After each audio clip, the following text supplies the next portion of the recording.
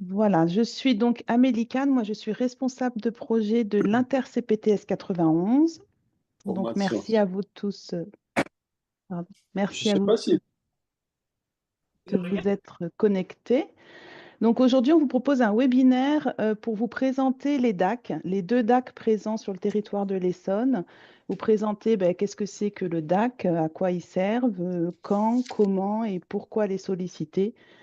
Voilà, donc pour ça, nous avons Virginie Assaï du DAC Sud et Anthony Jagot du DAC Nord qui Bonjour. vont vous présenter la Bonjour. première partie. Moi, je vous présenterai ensuite un exemple concret de partenariat qui a été mis en place entre les CPTS et les DAC, toutes les CPTS de l'Essonne et les DAC. Et enfin, nous aurons le docteur Besançon qui nous présentera une solution pour transmettre vos données de santé, vos dossiers patients, notamment au DAC ou à d'autres structures, de façon sécurisée. Voilà, donc je vais laisser la parole à Virginie et Anthony. Bien, bonjour à tous. On est ravis aujourd'hui de vous présenter Bonjour. ce webinaire en collaboration avec l'Inter-CPTS 91. Donc, qu'est-ce que le DAC? Le DAC, c'est le dispositif d'appui à la coordination des parcours de santé complexes. On est labellisé ARS et financé par le FIR, le Fonds d'intervention régionale. Ensuite, Virginie, je te laisse prendre la main pour la suite. Oui, pardon. Donc, je suis Virginie Assailly. Bonjour à tous et merci de l'organisation de ce webinaire. Pour ma part, donc, je suis référente de parcours de santé complexe au sein du DAC 91 Sud, mais aussi chargée d'animation territoriale. Et le DAC 91 Sud est porté par l'association SPES qui a aussi une particularité, c'est qu'on a aussi l'équipe mobile de soins palliatifs territoriales dans le sud de l'Essonne. Donc, au niveau des missions du DAC, donc on réalise des évaluations multidimensionnelles en concertation et en équipe pluridisciplinaire. En fait, on assure une coordination et un suivi des prises en charge en lien étroit avec le cercle de soins, puisque la mission des DAC n'a pas pour vocation, n'est pas effecteur de soins. On est plutôt, on arrive en appui auprès des professionnels de santé qui gravitent autour des situations.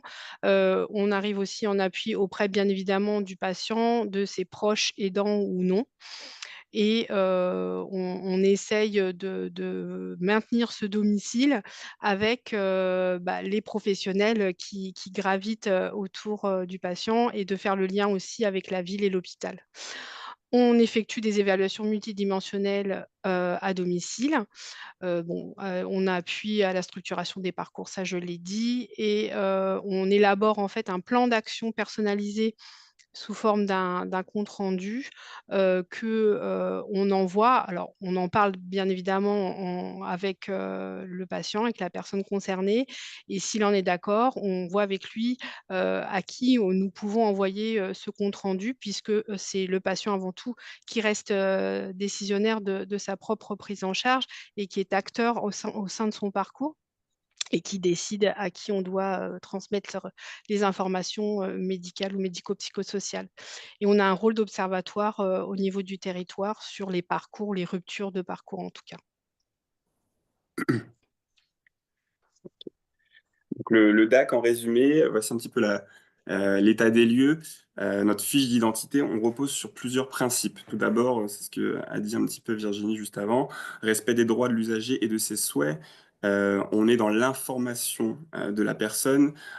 C'est important aussi qu'il soit acteur et qu'il ait son mot à dire quant à son orientation au niveau de sa santé.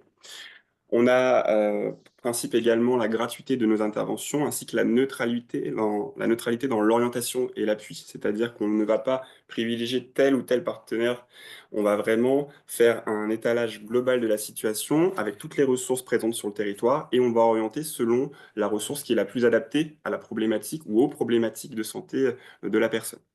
Et enfin, respect des missions des professionnels, on y viendra tout à l'heure, mais c'est le principe de subsidiarité, c'est-à-dire qu'on va intervenir en accompagnement, en appui par rapport aux professionnels et on ne va pas faire à la place d'eux. C'est important de le préciser.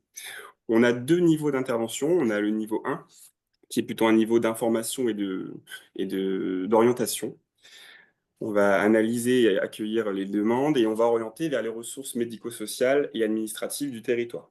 Puis, on a un niveau 2 où là, on va rentrer vraiment dans l'accompagnement du parcours de santé complexe avec une évaluation 360, une évaluation multidimensionnelle de la situation, la mise en lien avec l'ensemble du cercle de soins et l'appui à la coordination avec l'ensemble des acteurs du système de santé ou de la prise en charge médico-sociale. On peut réaliser des visites à domicile et des visites également à domicile de suivi si l'accompagnement dure ou est complexe. Ce qu'il faut savoir, c'est que ces 2 niveaux-là, on peut démarrer une situation en niveau 1 et elle peut évoluer ensuite en niveau 2. Ça, c'est important de le préciser. Donc à chaque fois, on réévalue et on adapte notre prise en charge en fonction des besoins de la situation. On peut passer ensuite à la diapo suivante, s'il vous plaît. Merci.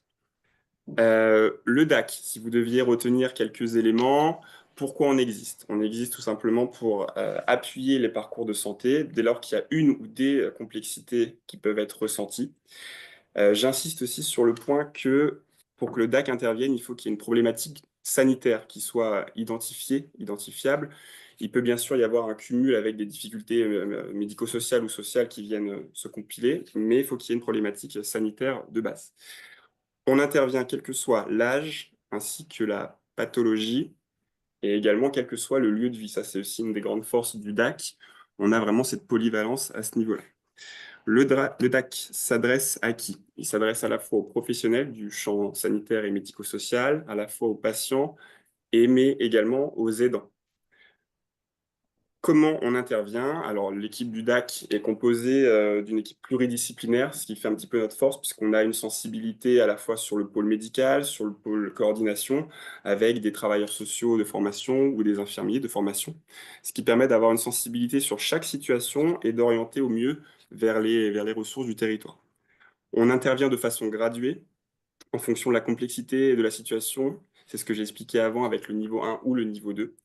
On intervient selon le principe de subsidiarité des ressources. Les professionnels du DAC ne sont pas effecteurs de soins, et je précise également que nous ne sommes pas un dispositif d'urgence. Et on intervient en collaborant, en coopérant avec l'ensemble des professionnels du territoire, que ce soit les libéraux, les services médicaux et sociaux et médico-sociaux, les établissements de santé, et toujours en étant en lien, dans la mesure du possible, s'il y a un médecin traitant dans la boucle. On intervient selon le respect du projet de vie de la personne. Il reste vraiment acteur avec une évaluation qui est 360 de sa situation. Et de là, on peut vraiment poser un plan d'action personnalisé qu'on va ensuite suivre tout au long de la prise en charge de l'individu. C'est bon pour moi. Alors concernant, l'animation, territoriale, on a effectivement, un rôle, par rapport à ça. Enfin, on en a tous, hein, dans tout tout le monde fait un peu de coordination et d'animation territoriale.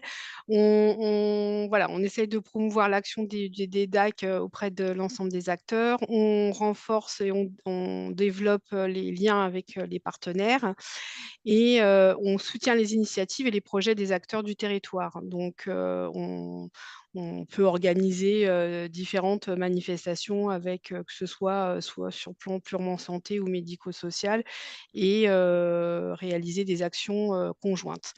On favorise l'interconnaissance entre les acteurs et comme on l'a dit tout à l'heure, on a un rôle d'observatoire ou en tout cas, on essaye de travailler avec les partenaires sur ce rôle d'observatoire, de rupture et de voir si au regard de ce qu'on constate avec, les partenaires, si l'offre, est au regard. Donc parce que bon, bien évidemment, c'est on essaye de répondre au mieux par rapport aux différentes situations puisque vous nous sollicitez, quand il y a une complexité qui est ressentie, mais encore faut-il, que, au regard, en tout cas en face, il y ait l'offre qui soit adaptée pour pouvoir répondre aux différentes demandes et c'est là que notre rôle, intervient par rapport à l'animation territoriale. Et puis aussi, on a ce travail d'administration du portail maillage, 91, donc qui est un portail, des 2 DAC, nord, et sud, où, effectivement, on recense l'ensemble des informations, des actualités des partenaires, de nos actualités aussi respectives et des informations qui peuvent être utiles, aux professionnels aux professionnels et au grand public aussi. Donc voilà, Pour poursuivre les propos de Virginie, justement, vous avez un focus sur le portail MyH91. Donc, c'est un portail qui est départemental et qui est une plateforme donc, santé et autonomie. Elle est à destination donc, des professionnels de santé, du médico-social, mais également du social.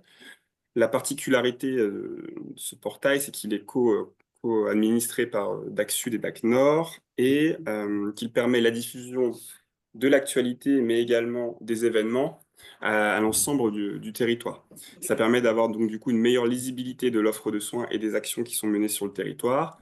Et si vous regardez un petit peu la diapo sur la partie droite, on a plusieurs parcours qui sont co-construits avec les partenaires et qui nous permettent d'avoir, nous en tant que professionnels et vous aussi, une meilleure lisibilité et d'avoir surtout des contacts. Souvent, on peut être un peu perdu avec cette multitude de dispositifs ou d'acteurs. Et du coup, le but de ces parcours, c'est de centraliser sur une même fiche euh, l'ensemble du parcours avec l'ensemble des interlocuteurs pour qu'on puisse se repérer et avoir une meilleure lisibilité. Et donc, vous avez l'adresse mail, enfin l'adresse du site en bas à gauche, Maillage 91. Alors voilà, vous pouvez voir les deux territoires d'intervention du DAC Nord sur 46 communes du Nord-Essonne et nous sur le DAC Sud, 148 communes du Sud-Essonne. Pour autant, en fait, il y a le même nombre d'habitants, à quelque chose près. Comme vous pouvez le voir, le territoire du Nord-Essonne est plus concentré avec beaucoup plus de population. Et nous, à contrario, on a un territoire beaucoup plus étendu avec notamment des difficultés, surtout dans le sud de l'Essonne, d'accès de transport, pour se déplacer. C'est un petit peu plus complexe à ce niveau-là pour nous. Et vous avez nos coordonnées des deux DAC avec l'adresse mail générique, je précise. On va maintenant aborder deux cas pratiques pour que vous ayez un petit peu des infos sur ce qu'on peut rencontrer, les situations qu'on peut traiter au quotidien avec les équipes. Je vais commencer par un premier cas pratique pour le DAC Nord et après Virginie fera un cas pratique pour le DAC Sud. Donc on va partir un petit peu du tableau, de la situation. Donc Madame R, 81 ans, veuve isolée, antécédent de cancer du sein, prurigo, lésions cutanées extensives, hémorragie digestive, des troubles cognitifs débutants et un syndrome dépressif.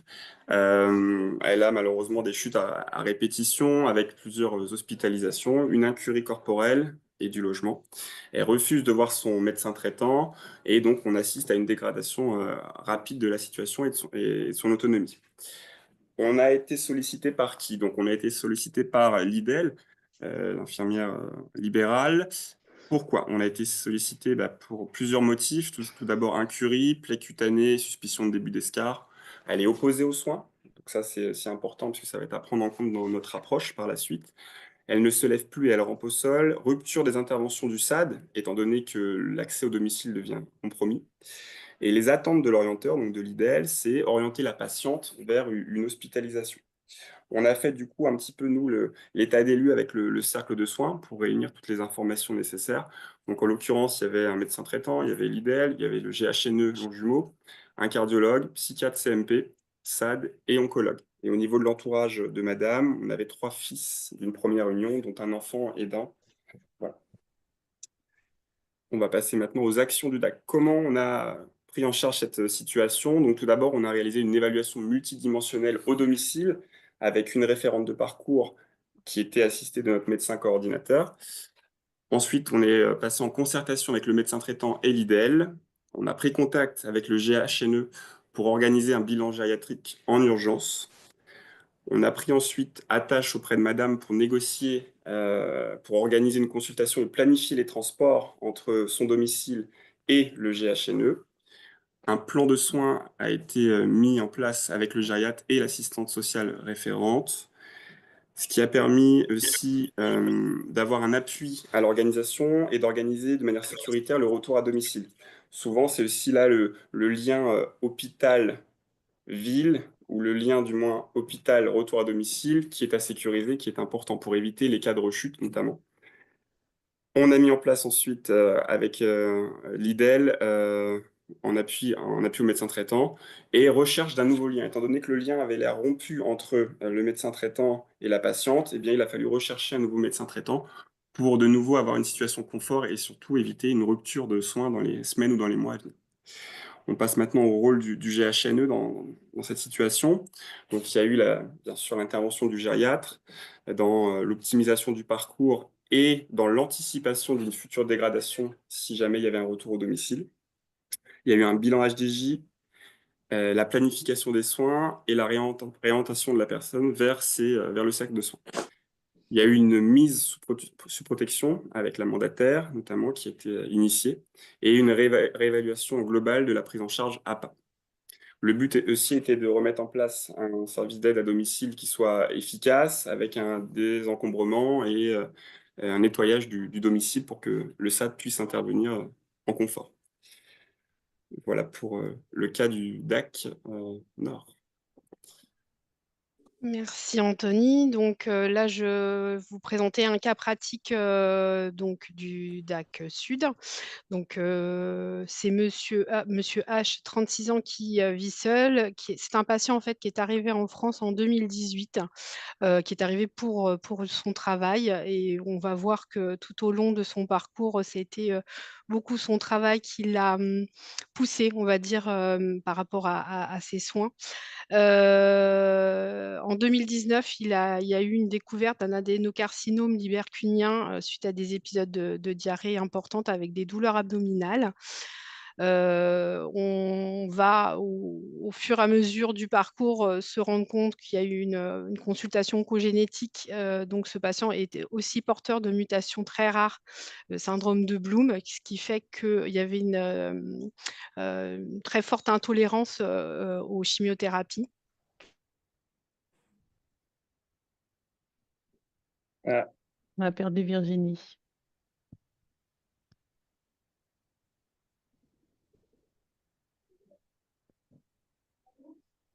Bon. Dans ce cas-là, ce que je vais vous proposer, déjà, est-ce qu'il y a des questions sur cette première partie, des commentaires, est-ce que vous avez quelque chose que vous souhaitez intervenir? Sinon, je vais proposer de continuer, moi, par vous présenter du coup le partenariat mis en place et puis on reviendra vers le cas concret de Virginie quand elle arrivera à se reconnecter. C'est ça le Sud-Essonne, c'est compliqué. Voilà. Donc moi, je vais vous présenter donc un exemple de collaboration entre les CPTS et les DAC, les deux DAC de l'Essonne, qui vient d'un parcours d'accès aux médecins traitants qui a été mis en place sur toute l'Essonne également entre le service MAS de la sécurité sociale et les CPTS. Donc, vous connaissez sûrement tous ce parcours. Ce parcours concerne les patients en ALD et ou âgés de plus de 70 ans. Il a été mis en place en 2023 et l'idée, c'était de centraliser au même endroit sur un tableau tenu par le service MAS tous les patients qui étaient donc en ALD ou de plus de 70 ans et qui avaient besoin d'un médecin traitant. Et ensuite, les CPTS venaient en renfort pour aider à trouver un médecin traitant à ces patients. Rapidement, on s'est aperçu que pour les patients en situation complexe, les médecins qui sont déjà débordés et qui ont déjà du mal à assumer leur patientèle actuelle, n'osaient pas, en tout cas ne prenaient pas en charge ces patients qui étaient en situation de complexité parce que voilà, trop compliqué pour eux de se rajouter ça en plus. De là est venue l'idée de demander au DAC de s'associer au parcours, donc aux deux DAC, un nord et sud, et avec la possibilité pour les dossiers qui sont un petit peu complexes comme ça, de les solliciter en amont. C'est-à-dire que dès qu'on voit que le dossier va être compliqué, on demande au DAC d'aller faire une étude au domicile, d'aller mener l'enquête un petit peu, comme on dit, ou débroussailler pour éclaircir la situation du patient. Voilà, le DAC va pouvoir nous dire, par exemple, quels sont les besoins au niveau social de ce patient, quelles sont les personnes ressources qui peuvent être sollicitées, quelles sont les aides qu'il faudra mettre en place, quelle est l'histoire de la maladie un petit peu de ce patient et quels sont ses besoins en soins. Voilà des exemples d'enquête que le DAC va mener. Ils vont donc se rendre au domicile pour répondre à toutes ces questions et ils vont établir un plan de soins. C'est ce qui vous présentait un petit peu au début de la présentation. Et ce plan de soins, ils vont nous le transmettre. Et comme ça, nous, on va pouvoir solliciter les médecins du territoire pour trouver un médecin traitant à ce patient, mais avec ce qu'on appelle, nous, le paquet cadeau avec le petit ruban d'emballage, c'est-à-dire qu'on leur envoie ce plan de soins et donc on leur dit, voilà, on a un patient qui est en situation de complexité, qui a besoin d'un médecin traitant. Mais il y a le DAC qui le prend en charge. Donc, tout ce qui est coordination médico-sociale, le DAC va pouvoir gérer et vous n'aurez que la partie médicale à vous occuper. Et donc, ce patient qui, à la base, pouvait être jugé comme complexe, ben, au final, ne vous prendra pas plus de temps, voire parfois même moins qu'un autre patient, parce que vous aurez le DAC qui sera là pour vous aider. Voilà. Donc les plus, c'est ça, hein, c'est que le médecin, il sait qu'il n'aura que la partie médicale à gérer. Il sait que s'il y a un problème qui survient à tout moment autour de ce patient, il pourra solliciter le DAC et travailler avec lui en partenariat pour résoudre ce problème et du coup s'alléger au niveau administratif. Et un exemple concret qui vous rend service au quotidien, c'est quand un patient ne peut pas se déplacer, qui a besoin de bons de transport ou de choses comme ça, le DAC il peut être en appui jusqu'à appeler les sociétés d'ambulance pour commander le transport adéquat ou des choses comme ça. Donc c'est vraiment une vraie aide pour vous au quotidien pour les patients qui peuvent être complexes. Voilà. Est-ce que vous avez des questions par rapport à ce parcours? Est-ce que des médecins qui ont déjà travaillé, ou des médecins ou autres professionnels, pardon, qui ont déjà travaillé avec le DAC veulent nous faire un court témoignage pour nous faire un retour de ce que ça leur a apporté? Veux bien.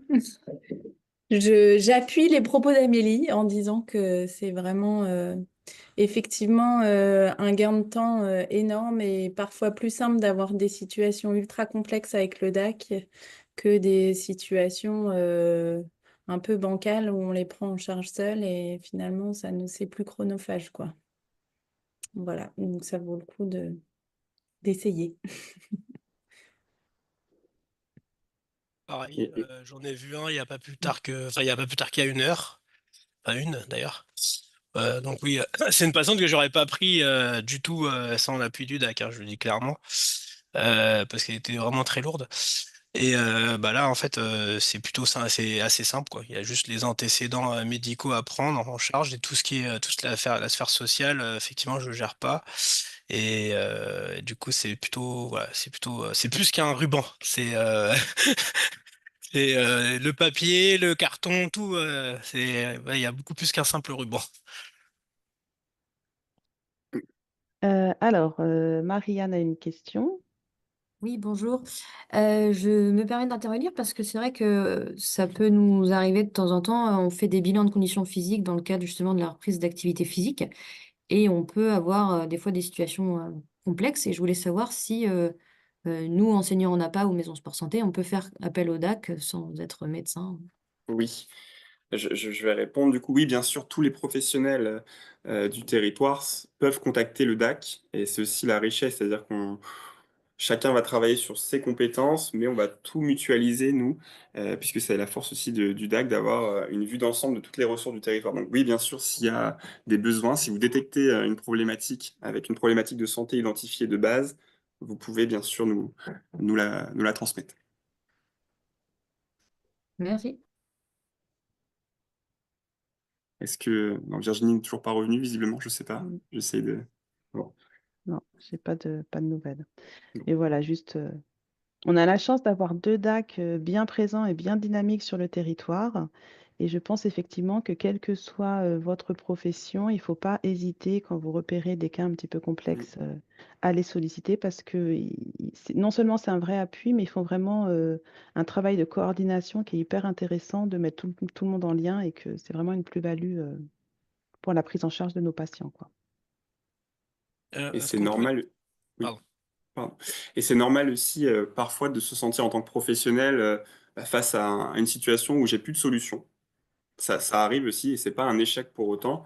Et il faut déculpabiliser aussi cette situation-là et se dire que bah, il y a d'autres sources. On peut mutualiser euh, la finesse, la sensibilité d'une situation pour arriver à trouver une solution s'il y en a une.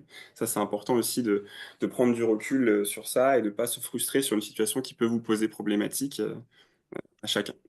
Et je voulais savoir, au sein d'une ville, on passe par le CCAS qui passe chez vous ou on passe directement au DAC? Si vous voulez nous contacter, c'est ça? Par rapport à un patient. Si vous voulez nous contacter, alors sur la diapo dont Virginie va finir tout à l'heure, on a comment nous contacter. Il y a soit le téléphone, soit... ouais, très bien, exactement. En cas d'une demande d'appui, si vous voulez nous solliciter pour une situation, vous pouvez soit contacter en fonction de votre territoire. Vous vous situez où, vous, madame? Non, à Verrières-le-Buisson. Et donc, je trouvais que déjà, il y a le CCAS qui est un point de départ. Oui. Donc, est-ce qu'on passe d'abord par le CCAS et par vous ou directement par vous? Voilà. Alors, si vous avez déjà... parce que la situation, il faut déjà voir un petit peu la situation de la patiente ou du patient. Quelles sont les problématiques déjà? Mm. Par contre, quand vous allez nous contacter, vous pouvez déjà informer l'assistante de coordination que vous aurez au téléphone ou par mail de votre attache auprès du CCAS pour qu'elle soit déjà au courant et qu'il n'y ait pas un doublon en fait au niveau des tâches. Ça, c'est important aussi. D'accord. Donc, quand vous nous contactez, l'assistante de coordination va construire avec vous une fiche d'évaluation avec les informations que vous allez lui donner. Et nous, ensuite, on va staffer en équipe cette situation-là. Mais si déjà vous avez déjà des billes avec les actions que vous avez déjà mises en place de votre côté, nous, déjà, on gagne du temps aussi. Et d'où l'importance d'anticiper les situations. D'accord, Voilà. merci. De rien. Arnaud? Oui. Oui, je voulais savoir, est-ce qu'on peut déclencher sur Entracte le DAC? Non, Euh, les DAC n'ont pas Entracte. non. On- Les DAC n'ont pas Entracte, mais on peut très bien passer par les coordinateurs des CPTS sinon. Oui. D'accord, Et donc puis, on déclenche le coordinateur et après vous. Il y a une prise de contact après, oui, en effet. D'accord. voilà. Ou sinon, juste après, Docteur Besançon va présenter une autre solution. Bonjour, j'ai une question. Je suis docteur Abichaud, médecin généraliste à Massy. Je Oui. suis arrivée un petit peu en retard par rapport au début de la présentation. Est-ce qu'il y a besoin d'avoir Alors, l'accord du patient et de la famille pour... c'est une très bonne question. Il doit y avoir l'information et pas forcément le consentement. La D'accord. personne doit être informée que le DAC a été, va prendre la tâche. Néanmoins, le consentement n'est pas nécessaire. Voilà. Ok. D'accord, merci. De rien.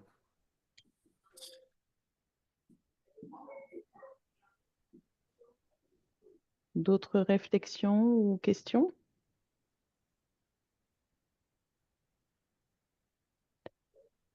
Toujours pas de nouvelles de Virginie. On va donc donner la parole au docteur Besançon.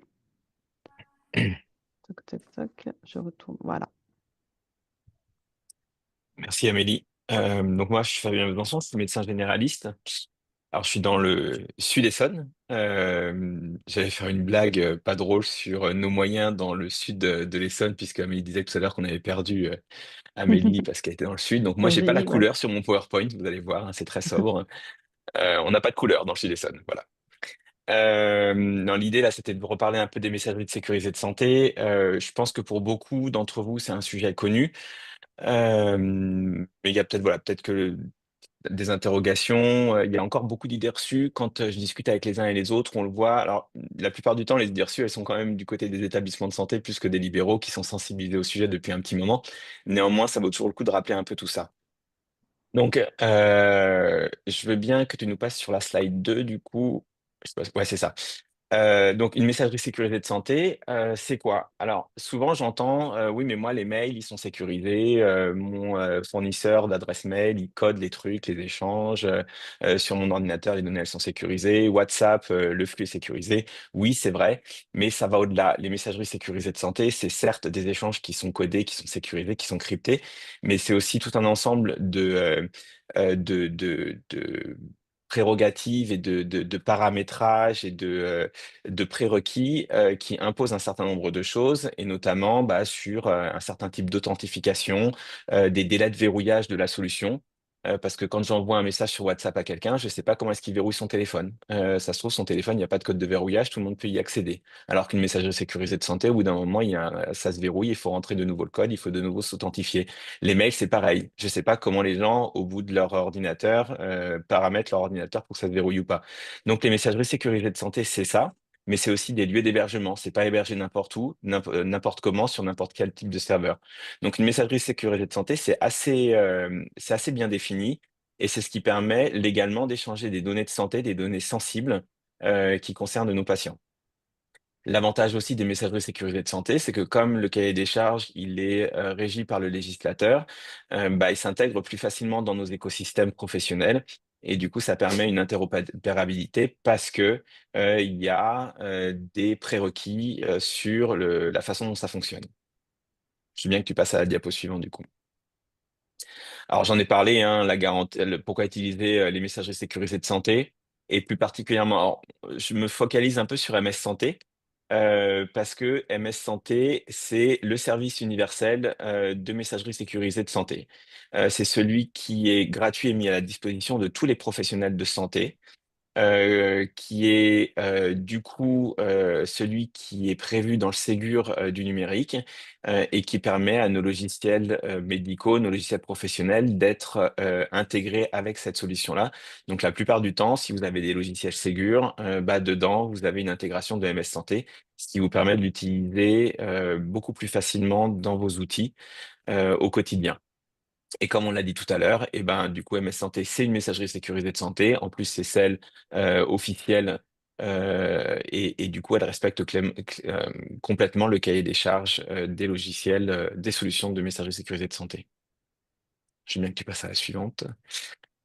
Alors l'avantage pour les professionnels de santé, c'est que du coup, vous avez des échanges qui sont sécurisés pour des données de santé et qui vous permettent d'échanger tout type de documents en respectant à la fois la législation, mais aussi en étant sûr que ces données, elles vont pas être baladées à droite à gauche, qu'elles vont pas être accessibles à n'importe qui. Vous pouvez aussi bien envoyer du texte dans un corps de mail que des documents en pièces jointes comme des ordonnances, des comptes rendus, des protocoles. Laurence, on a ton micro qui est activé. Ça y est. Merci. Je veux bien que tu passes à la suivante, du coup. Alors, l'intégration quotidienne, pour ceux qui n'ont jamais vu à quoi ça ressemblait quand on passe pas par un logiciel métier, je vous montrerai après.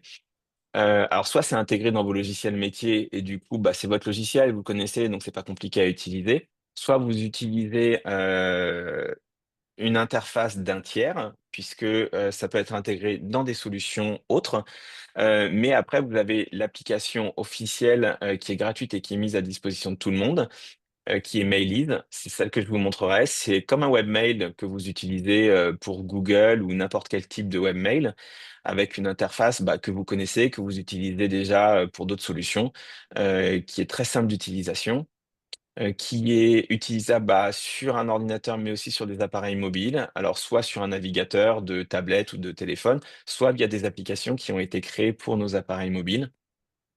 Et cette application Mailiz vous permet également, pour ceux qui ne l'ont pas encore, de créer votre adresse MS Santé directement avec un système qui est plutôt simplifié et qui se base sur votre CPS, votre ICPS, ou après, si vous voulez rentrer manuellement les informations. Je veux bien que tu passes la suivante. Alors, on en parle ici parce que le webinaire, c'était sur les DAC. Il existe plein de solutions pour échanger des données patients. On sait tous, on le vit au quotidien avec les établissements de santé, que une solution universelle, ça n'existe pas, que chaque établissement, chaque structure souhaite utiliser sa solution à elle ou celle qu'elle a choisie. Mais pour que tout le monde se mette d'accord, c'est compliqué. Mais on a MS Santé et les adresses MS Santé, pour le coup, elles sont universelles et elles sont utilisables par tout le monde et pour tout le monde. Comme j'ai dit tout à l'heure, tous les professionnels de santé peuvent avoir une adresse MS Santé, mais également tous les dispositifs du médico-social peuvent créer des adresses MS Santé. Donc les DAC en ont, ce qui vous permet d'échanger directement avec eux des données patients de façon sécurisée. Mais nous, dans les CPTS aussi, on a créé des adresses MS Santé, donc on peut aussi échanger des données patients via des adresses MS Santé si on n'a pas Entracte, si on n'y arrive pas ou si ça bug ce jour-là. Une petite démo vite fait, mais enfin, ça va. Ouais, J'ai j'arrête. étonné personne aujourd'hui avec ça. Hop, faut que tu m'autorises. Yes. Allez, hop, je vous partage. Alors là, je vais l'utiliser. Mince, il faut que j'autorise un truc de mon côté avant. Hop. Alors moi, je l'ai directement dans mon logiciel métier, mais comme le but, c'est pas que je fasse la pub de mon logiciel métier, parce que d'une part, ça me rapportera rien, et d'autre part, après, on va dire que j'ai des conflits. Et justement, ce que j'allais faire, c'est que j'ai failli vous partager mon logiciel métier. Alors, Chrome, il est où? Attendez, je le cherche dans les trucs que je dois vous partager. Pourquoi je le vois pas? Ah si, c'est là, c'est bon. Hop, c'est parti. Vous voyez mon écran. Ouais, c'est bon. Donc voilà, donc ça, c'est mon webmail, Mailize. Alors, si on se déconnecte, hop, pour revenir sur la page de connexion. Donc d'ici, vous pouvez déjà créer directement depuis cette page-là. Alors, je sais plus où c'est là. Vous souhaitez bénéficier d'un compte gratuit de messagerie Mailize. Donc, dès la page, vous pouvez activer votre compte, ce qui va permettre de créer votre adresse MS Santé si vous ne l'avez pas déjà. Alors moi, j'en ai déjà une. Donc, je vais m'identifier avec ma CPS. Il devrait bien. Alors là, en l'occurrence, j'ai ma CPS qui est connectée, mais on peut très bien le faire aussi avec sa ICPS. Et voilà. Et là, je me retrouve sur mon webmail. Donc, c'est vraiment une interface que tout le monde connaît, tout le monde utilise. C'est hyper simple. Là, c'est tous les messages que j'ai reçus ces derniers jours qu'il faut que j'archive. Mais je peux avoir accès à la rédaction des nouveaux messages. Je peux créer des dossiers pour les classer si je le souhaite. Ce que j'utilise pas parce que moi, ça, c'est intégré directement dans mon logiciel métier. Et depuis cette page, alors, l'autre jour, j'ai regardé sur mon téléphone. Donc, vous avez les contacts que vous utilisez régulièrement, mais vous pouvez aussi retrouver l'annuaire MS Santé avec toutes les adresses et vous pouvez les rechercher. Chercher si votre correspondant professionnel de santé, il est dedans. Si vous ne le trouvez pas, vous pouvez créer son adresse ici. En sachant que toutes ces informations, vous allez les retrouver aussi sur l'annuaire Santé Pro, qui est l'annuaire officiel qui vous permet de retrouver les professionnels de santé, alors qu'ils aient une adresse MS Santé ou pas. Mais si on cherche ici, on va me retrouver, en principe. Et là, on va voir que j'ai bien une adresse MS Santé. Donc avec ça, même si vous n'avez pas dans votre carnet d'adresse le professionnel de santé avec qui vous voulez échanger, et ça, moi, je le fais régulièrement, vous pouvez retrouver son adresse ici, vous pouvez lui envoyer des documents directement. Donc, ouais, c'est vraiment pas compliqué. Je veux bien que tu nous passes du coup, ouais, c'est celle-ci, ouais. Donc les aspects réglementaires, on va pas s'attarder dessus, hein, ça n'a pas de sens. Mais voilà, ce que je voulais vous redire, c'est que à partir du moment où c'est une adresse, enfin c'est un moyen, c'est une messagerie sécurisée de santé, par définition, ça respecte le cahier des charges du législateur. C'est le cas pour MS Santé, et ça respecte toutes les normes en vigueur, la traçabilité et l'authentification forte. Et puis ce sont forcément des outils qui sont fiables. J'aime bien que tu passes la slide suivante. Voilà, hein, vous l'aurez compris, l'idée c'est d'avoir une solution qui soit simple à utiliser, qui vous permette d'avoir une coordination avec vos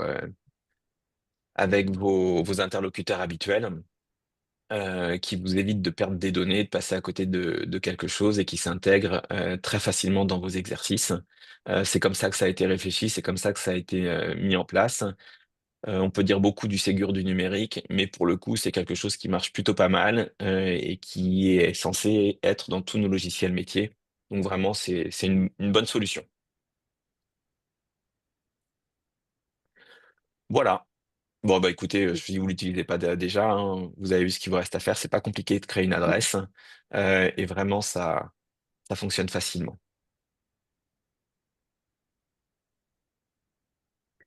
Merci. Moi, j'ai une question, s'il vous plaît. Oui. Pour j'ai perdu ma question. Pour contacter les patients sur MMS Santé, Ouais. comment on fait? Oui, alors c'est possible maintenant, puisque à partir du moment où ils ont activé leur espace numérique en santé, on peut Hein. communiquer avec eux sur les adresses MS Santé. Alors, ce que moi, je ne fais pas, je peux vous retrouver l'information, mais alors l'adresse, c'est le numéro d'INS, arrobase, et c'est là que j'ai un doute, je ne connais plus la fin de leur adresse mail. Ça doit Où est-ce être que je vais peut-être retrouver ça? SS Santé. Je me demande si c'est pas patient. Ouais, c'est ça, c'est ça. Alors, c'est le numéro d'INS du patient, arobase patient.mssanté.fr. Et de la même manière que du coup, quand on dépose un document dans leur espace santé, ils sont prévenus par une notification mail ou push s'ils l'ont activé sur le smartphone. Bah là, c'est pareil. Quand on leur envoie un mail via MS Santé, ils sont prévenus soit par mail, soit par notification push. D'accord.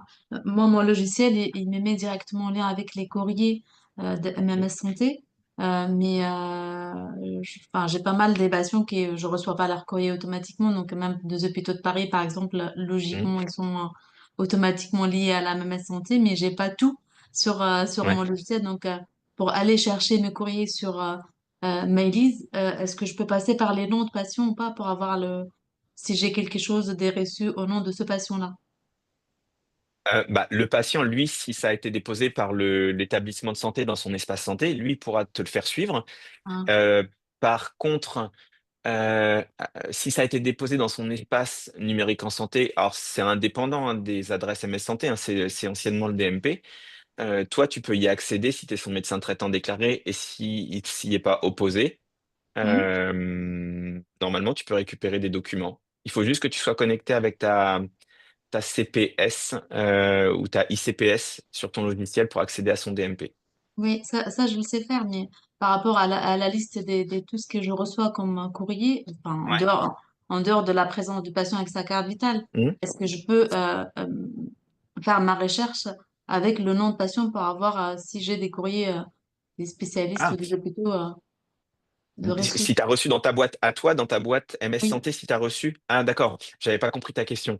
Oui, alors effectivement, moi, ça m'arrive régulièrement d'être en retard. Vous l'avez vu, hein, là, j'ai 10 jours de retard sur l'archivage de mes documents reçus par MS Santé.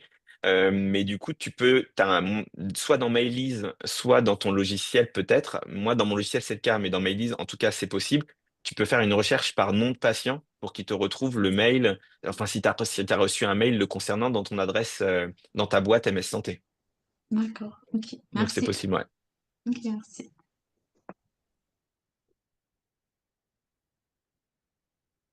Est-ce que vous avez d'autres questions?